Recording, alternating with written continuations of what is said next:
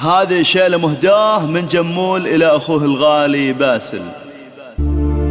ألف مبروك وعسى حفلك وعرسك سعيد، أنت يا الغالي باسل الشعر تستاهله، والله إن اليوم هذا نعده يوم عيد، في زفاف الشهم راعى الوفا والمرجله،